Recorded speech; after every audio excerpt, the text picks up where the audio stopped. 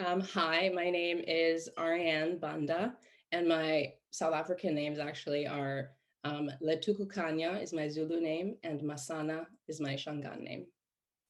So I'm not working yet, but I'm a student at BU and I'm studying acting, as well as plant medicine and ancestral medicine outside of school.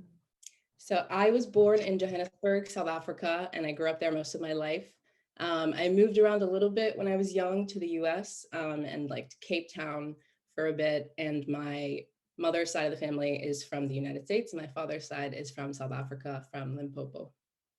Right now, I currently live in Boston just because I'm going to school there at Boston University.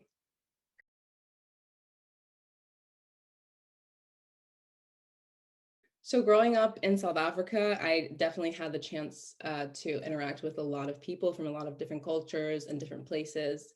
And when I was in Cape Town, I went to an international school.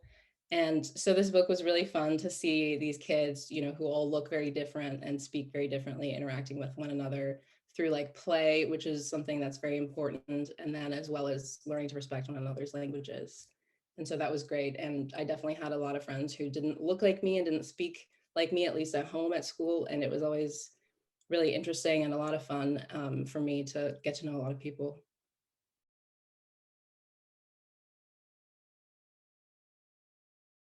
Yeah, I think definitely like going to school and the things that we're taught about one another, just because of how recently South Africa remembers the sort of inequality that was systematically imposed in everyone's life, just ended in the 90s. And so the memory is really fresh. And so what I really loved about learning and growing up there as a young child was that although some of those issues were still present, especially in people's homes at school, I think that there was really an effort to teach people that differences are okay and they're encouraged and they're good.